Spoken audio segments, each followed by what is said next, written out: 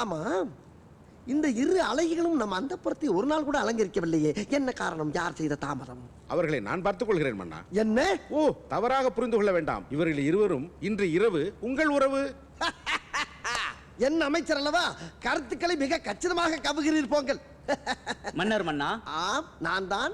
தங்களை காண புலவர் பாலபத்திர ஓனாண்டி வந்திருக்கிறார். பாலபத்திர ஓனாண்டி வந்து தொலைய சொல்லும்.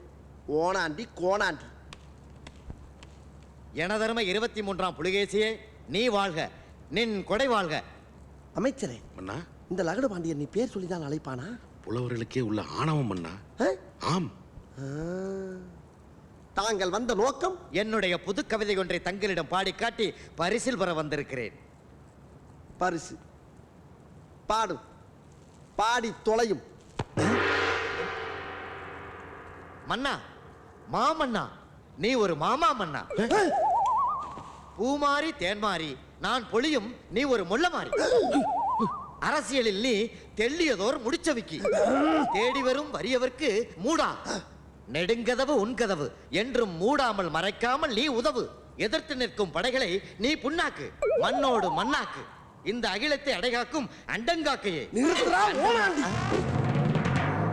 சிங்கத்தின் கொகைக்குள்ளே வந்து அதனுடைய பிடரியை பிடித்து தொங்கவா பார்க்கிறாய்? நான் என்ன குற்றம் செய்தேன் மன்னா? எதற்காக நான் என்னை திட்டினாய்? திட்டினேனா? தங்களை பாராட்டி பாடல் தானே பாடினேன். அமைச்சரே, என்ன பிதற்றுகிறான்? ஓனாண்டி, சிறிதும் இடைவெளி இன்றி மன்னரை பார்த்து திட்டினாயே, எதற்காக? எப்போது திட்டினேன்? புழுகாதே புலவா. மன்னரை பார்த்து மாமா மன்னன் என்றாயே. ஆமாம், மாமன்னர் என்றால் பெரிய மன்னர், மாமா மன்னர் என்றால் மன்னர்களுக்கெல்லாம் மன்னர் என்று கூறினேன். மன்னரின் முகம் பார்த்து முள்ளமாரி என்றாயே. ஆமாம், மாறி என்றால் மழை, முள்ள நிலத்தில் பெய்கின்ற மழை போன்றவனே என்று கூறினேன். முடிச்சவிக்கி அரசியலில் போடுகின்ற சூழ்ச்சியான முடிச்சுகளை அவிழ்ப்பவன் என்று கூறினேன். மூடா என்றாயே. அடுத்த வார்த்தையை சேர்த்து பார்க்க வேண்டும். தேடி வரும் வறியவர்களுக்கு அள்ளி கொடுக்கின்ற மூடாத கதவுடையவன் என்று கூறினேன். புண்ணாக்கு, எதிரிகளை புண்ணாக்குங்கள் என்று சொன்னேன். வேறு என்ன சொன்னான்? அமைச்சரே, இந்த முறை மாட்டுவான். என் மூக்கை குறிபார்த்து அண்டங்காக்கா என்று சொன்னாயடா, அதற்கு என்ன அர்த்தம்? அண்டம் என்றால் உலகம், காக்கை என்றால் காப்பாற்றுவது, உலகத்தை காப்பாற்றுபவன் என்று கூறினேன். அப்படியா அர்த்தம்? அப்படித்தான் நான் பாடினேன். இல்லை இல்லை, நீ என்ன விளக்கம் சொன்னாலும் அதை ஏற்றுக்கொள்ள என் மனம் மறுக்கின்றது. உனக்கு பரிசும் கிடையாது, ஒன்றும் கிடையாது. உதைப்பதற்குள் ஓடிவிடு. மன்னா, என்ன? என் சாபத்திற்கு ஆளாகாதீர்கள். மன்னா, வயதிலே மூத்தவன் என்ற முறையில் சொல்லுகிறேன். அளவுக்கு அதிகமாக நடக்கிறேன்.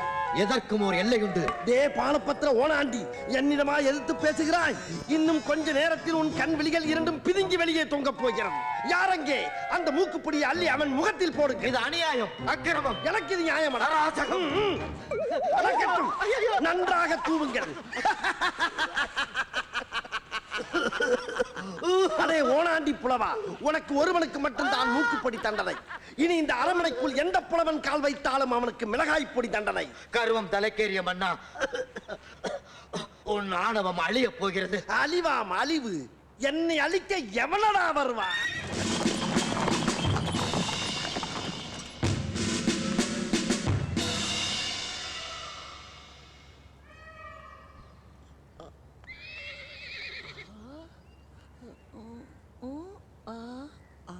என்ன தெரிகிறது?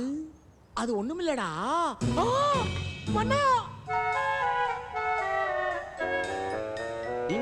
ஆமாம், உன் பெயர் என்ன? அரங்கவாணி. வேலையெல்லாம் முடித்துக் கொண்டுதான் மேலே பார்த்துக் கொண்டிருந்தாயா? இல்லை மன்னா, பார்த்து கொண்டிருந்தேன். காலையில் 9:10க்கு வேலைக்கு வருவது, ஈட்டியை நீட்டி பிடித்தபடி சுவரோடு சுவராக பள்ளியை போல் ஒட்டி இருந்துவிட்டு மாலை 5 மணி ஆனவுடன் வீட்டுக்கு ஓடி விடுவது. இடையில் 1 மணி நேரம் உணவு விடுமுறை வேறு. 5 அறிவு ஜீவன் போல் உங்களுக்கெல்லாம் ஒரு வாழ்க்கை. கேட்டால் அரசாங்க உத்தியோகம் என்று வெளியே பீத்திக் கொள்வது. அல்லக்கை முண்டமே, ஒழுங்காய் வேலை பார்ப்பவர்கள் கூட உன்னை பார்த்து கெட்டு விடுவார்களா? மாதம் பிறந்தால் சம்பளம் வாங்குறாய் அல்லவா? என்ன நோம் மன்னா, இனிமேல் உனக்கு வெட்டி சம்பளம் கொடுக்க முடியாது. மன்னா, என்னை வேலையை விட்டு தூக்கி விடாதீர்கள் மன்னா. அப்படி என்றால் உனக்கு ஒரு பரிகாரம். என் கேள்விக்கு விடை சொல்லு. கேளுங்கள் மன்னா. தட்டானுக்கு சட்டை போட்டால் குட்டை பயில் கட்டையால் அடிப்பான், அவன் யார்? தட்டானுக்கு சட்டை போட்டால் தட்டானுக்கு எப்படி மன்னா சட்டை போடுவது? ஓஹோ, மன்னனிடம் நீ கேள்வி கேட்கிறாயா? மன்னா, நான் பிள்ளை குட்டிக்காரன் மன்னா. இதற்கு இது பதில் இல்லையே. இல்லை மன்னா, அவனுடைய ஆண்மையின் பெருமை பற்றி பேசிக் கொண்டிருக்கிறான். புரியவில்லையே. பிள்ளை குட்டி பெற்றவனாம். ஐயோ மன்னா, தட்டாம்பூச்சிய பத்தி என் பரம்பரைக்கே தெரியாது. எனக்கு ஒன்றுமே தெரியாது மன்னா. இவனை விட்டு விடுங்கள், அவனிடத்தில் கேட்போம். அடே அங்கிருப்பவனே, உனக்கு தெரியுமா? அடே உன்னை தானடா. அடே ஐயா அரசனி முத்தா, காப்பாத்திட்டப்பா. உனக்கு தெரியுமா? சத்தியமா எனக்கு தெரியாது மன்னா. மன்னா அவனிடம் கேட்போம். உனக்கு நான் இல்லை மன்னா. அந்த பயம் இருக்கட்டும்.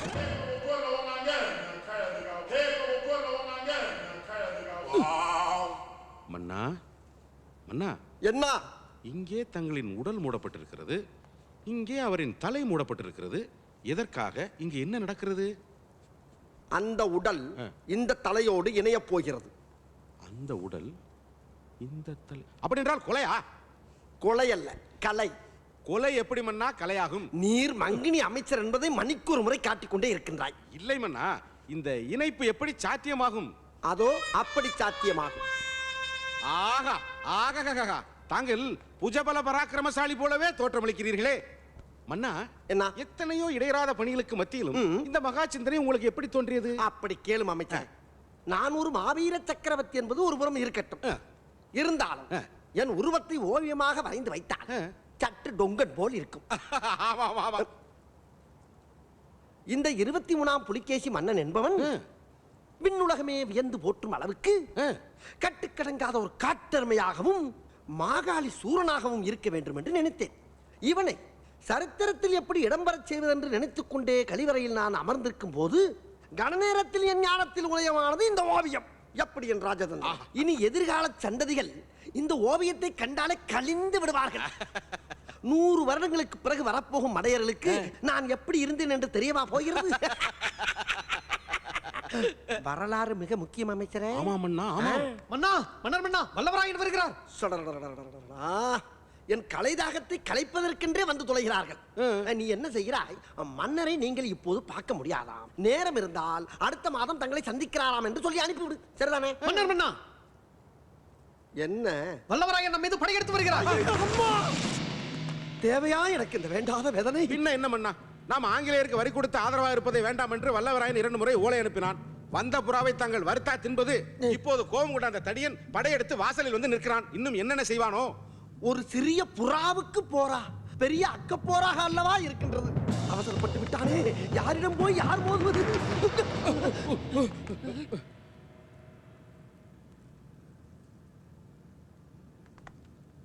சொல்ல வேண்டியதானே இங்கு பாதை இல்லை என்று. நான் எங்கு போனாலும் பொத்திக் கொண்டு பேசாமலே பின்னால் வருவீர்களா? லகட பாண்டியா, அந்த பக்கம் பாதாள கிணறு. அம்மா!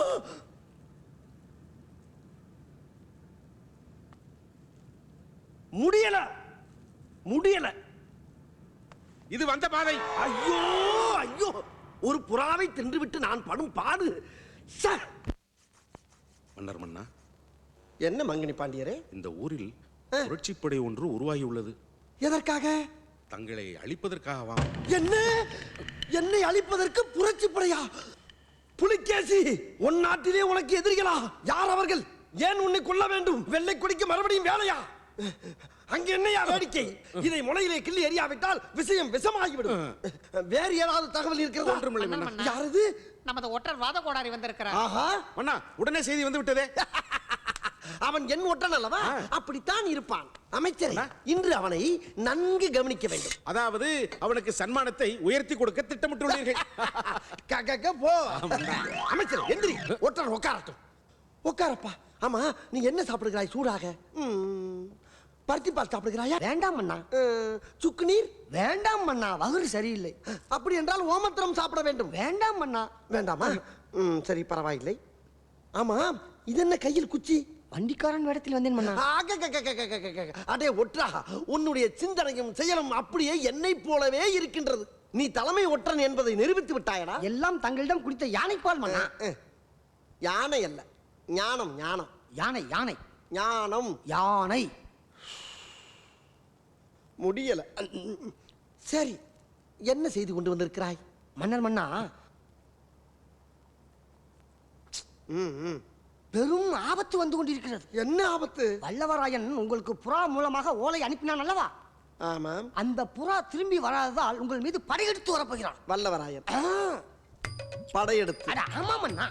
எப்போது வரப்போகிறார்? எப்போது வேண்டுமானாலும் வரலாம். நாளைக்கு துர்ச்சா கிராதா. ஏண்டா புதிய செய்தி ஏதாவது கொண்டு வாடா என்று சொன்னால் இறந்து புதைத்த செய்தியவா கொண்டு வருகிறாய்? உன்னை இன்று உன்னை எழுந்துகிறான். எழுந்துகிறி வலுப்படுகிறாயா?